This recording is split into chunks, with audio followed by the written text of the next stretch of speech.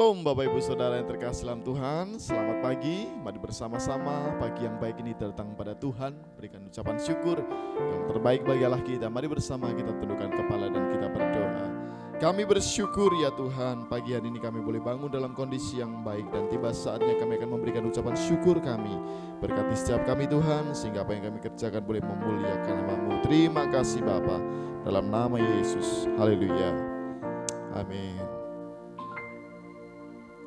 Apapun yang terjadi dalam hidupku ini, tak pernah ku ragukan kasih-Mu Tuhan. Lewat gunung yang tinggi, dalam lembah yang curam, tak pernah ku ragukan janji-Mu Tuhan. Kau berfirman dan sembuhkanku, Kau bersabda dan selamatkanku. Tiada yang mustahil bagimu, Yesus, ku percaya padamu. Kami percaya Engkau penuh ya Tuhan. Apapun yang terjadi di dalam hidupku ini, tak pernah ku ragukan kasih-Mu Tuhan.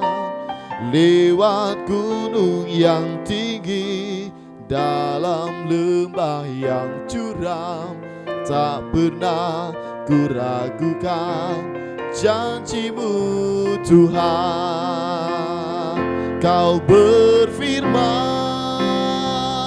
dan sembuhkanku, Kau bersabda dan selamatkanku. Tiada yang mustahil bagimu, Yesus, ku percaya padamu. Kau berfirman dan sembuhkanku, Kau bersabda dan selamatkanku. Tiada yang mustahil bagimu, Yesus, ku percaya padamu. Yesus, ku percaya. Yesus, ku percaya padamu. Yesus, ku percaya. Yesus, ku percaya padamu. Kami percaya kepadamu Tuhan. Haleluya, haleluya. Kami bersyukur, kami memuji-Mu ya Allahku. Haleluya, haleluya. Ya la la la la la la la base. Shakara la rama yara la la yara la la la la la la la la la la la la la la la la bo. Haleluya, haleluya. Terima kasih Tuhan, terima kasih Bapa. Haleluya. Shara la la rama yara la la la la. Shekiri yara la la la la la la la. Oh Ramashana mayara la la la la la la la. Oh haleluya. Terima kasih Tuhan. Kami sungguh percaya kepada Engkau ya Allah. Engkau Allah kami yang luar biasa dan dahsyat. Sebentar kami akan mendengarkan kebenaran firman-Mu. Berkati setiap kami Bapa, sehingga kami boleh mengerjakannya. Terima kasih Tuhan, dalam nama Yesus. Haleluya. Amin. Shalom Bapak Ibu yang dikasihi Tuhan, selamat pagi. Hari ini kita mau belajar dari jemaat di Efesus, Wahyu 2 ayat 1-7. Kota Efesus adalah kota metropolitan, bertaraf internasional, tempat konglomerat-konglomerat terbesar. Hal ini tidak mengherankan, sebab penduduk Efesus memiliki karakter yang kuat dan pantang menyerah. Hal ini dapat kita lihat dari pujian yang disampaikan oleh Tuhan kepada jemaat Efesus. Pujian Tuhan untuk jemaat Efesus, Wahyu 2 ayat 2. Aku tahu segala pekerjaanmu, baik jerih payahmu maupun ketekunanmu. Aku tahu bahwa engkau tidak dapat sabar terhadap orang-orang jahat, bahwa engkau telah mencobai mereka yang menyebut dirinya rasul, tetapi yang sebenarnya tidak demikian, bahwa engkau telah mendapati mereka pendusta. Dari ayat ini kita bisa memahami bahwa jemaat Efesus itu termasuk jemaat yang kritis dan peka. Mereka benar-benar memahami kebenaran firman Tuhan, sehingga ada sedikit penyimpangan saja mereka bisa tahu. Ayat 3, dan engkau tetap sabar dan menderita oleh karena namaku, dan engkau tidak mengenal lelah. Ini menunjukkan bahwa jemaat Efesus adalah tipe orang yang ulet, gigih, dan militan, pekerja keras, dan tidak malas untuk sebuah kebenaran. Mereka tidak mengenal lelah atau putus asa, sampai dikatakan mereka tahan menderita. Inilah kelebihan jemaat Efesus. Secara manusia, karakter itu bagus banget. Karena itu jangan heran kalau mereka sukses dalam dunia menjadi konglomerat dan membangun kota metropolitan. Dalam pelayanan, seringkali kita jumpai jemaat seperti ini. Yang pertama, mengejar kebenaran. Biasanya itu adalah tipe orang melankolis atau perfect. Tipe ini biasanya cepat melihat dan peka dengan ketidakbenaran. Karena tipe orang melankolis ini paling tidak tahan melihat segala sesuatu berjalan semrawut atau di dalam ketidakbenaran. Beda dengan orang pragmatis yang senang hidup damai, nggak sempurna dikit, nggak apa-apa, yang penting aman, tenang, dan damai. Beda lagi dengan orang sanguin, yang penting dirinya diterima, sedang orang dominan yang penting pendapatnya diterima. Dalam hal ini, saya tidak berkata bahwa karakter melankolis adalah karakter yang terbaik, sebab saya sering mendengar bahwa berteman dengan orang melankolis itu ribet, tidak asik, semua serba perfect, sehingga menyebabkan stres bagi orang lain. Bapak Ibu yang dikasihi Tuhan, saya sempat mengkonseling beberapa orang yang memiliki karakter melankolis. Mereka tidak puas dengan situasi gereja yang beginilah, yang begitulah. Intinya, mereka mengejar kebenaran dan tidak tahan dengan ketidakbenaran yang terjadi di gereja. Saya cuma mengingatkan bahwa tidak ada gereja yang sempurna, sekalipun kamu yang jadi pendetanya, belum tentu juga gereja itu bisa berjalan dengan sempurna.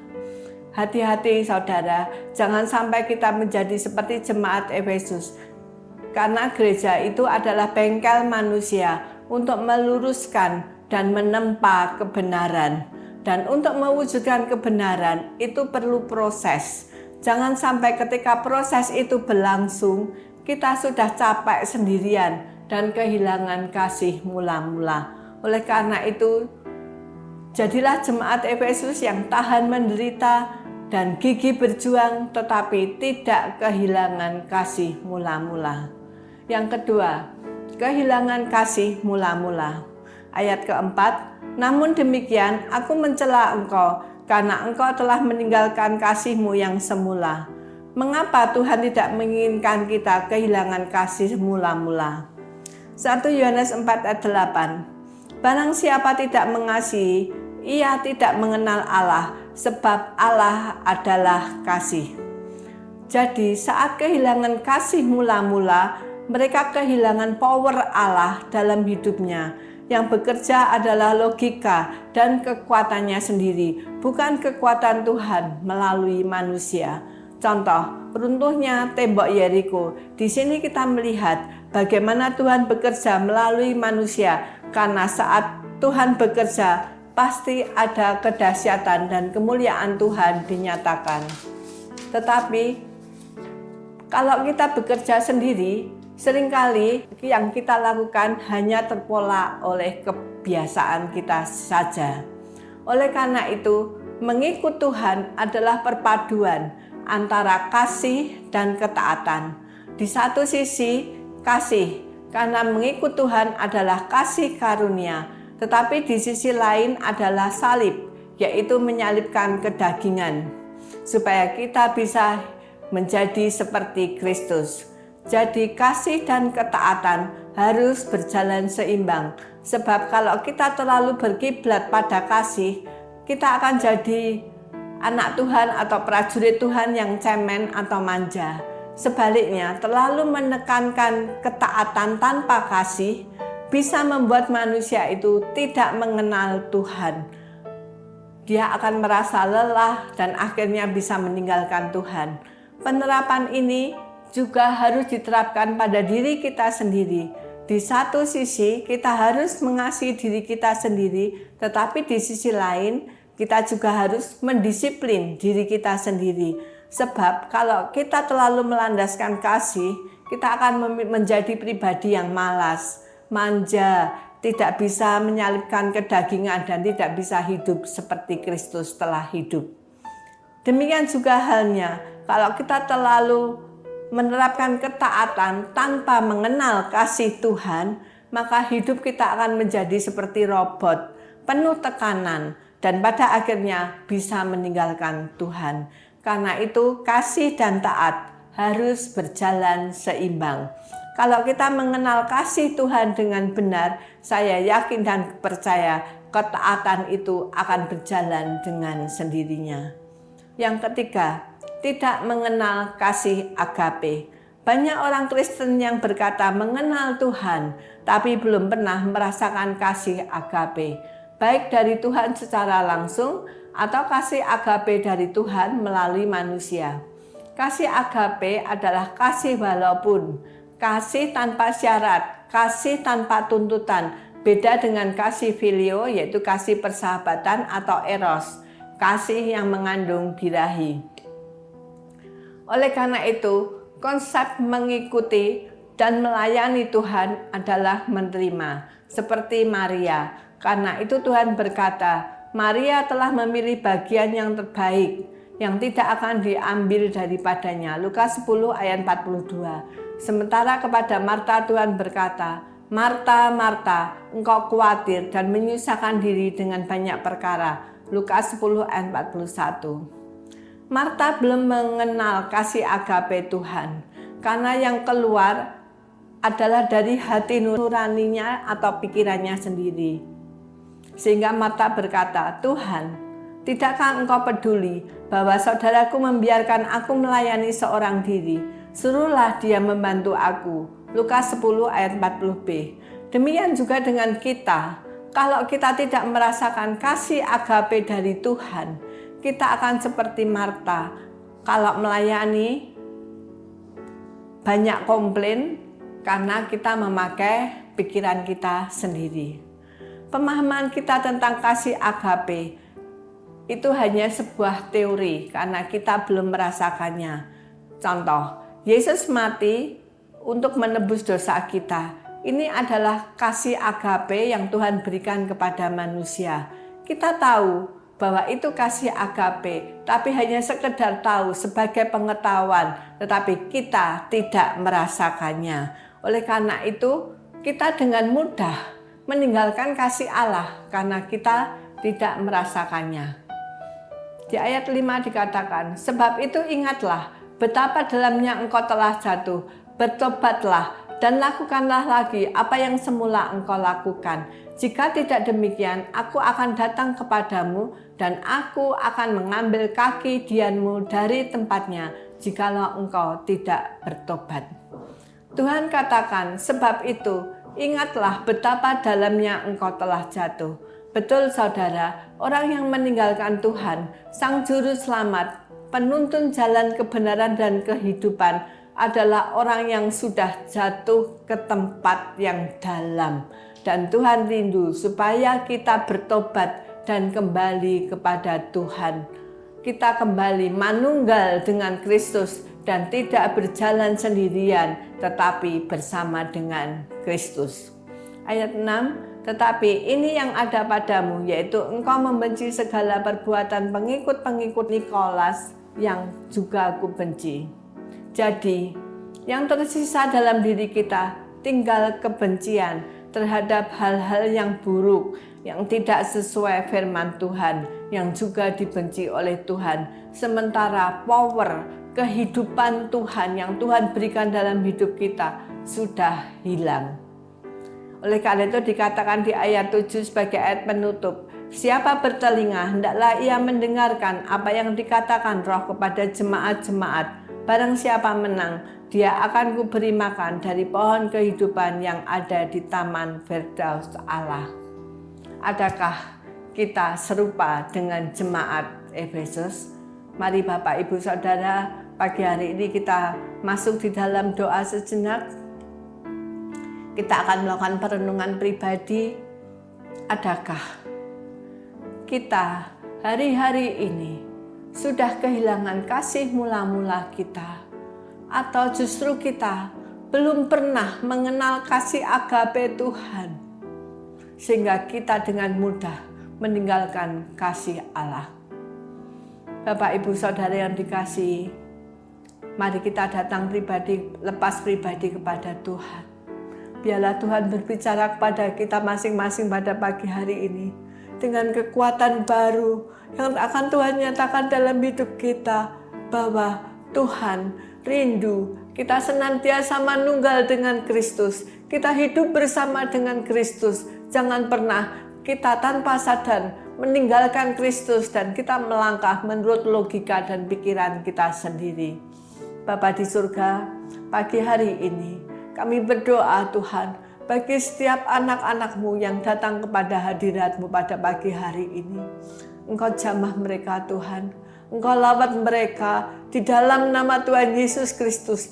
Taruhlah hikmat-Mu di dalam kehidupan mereka, sehingga mereka Tuhan senantiasa tidak pernah meninggalkan Engkau, tetapi mereka senantiasa melangkah bersama-Mu. Berikan kepekaan kepada mereka, buka hati mereka yang hari-hari ini Tuhan rindu Tuhan mengalami pemulihan di dalam kehidupannya, karena mereka sudah berjalan terlalu jauh meninggalkan Engkau. Tapi kami percaya pagi hari ini di dalam nama Tuhan Yesus Kristus, hikmat Allah turun menyertai, memberkati, sehingga anak-anak-Mu boleh kembali kepadamu, berjalan bersama-Mu Tuhan. Terima kasih Tuhan, kami percaya hari ini akan menjadi hari yang indah ketika kami berjalan bersama-Mu. Terima kasih Bapa, di dalam nama Tuhan Yesus kami berdoa dan mengucap syukur. Haleluya. Amin.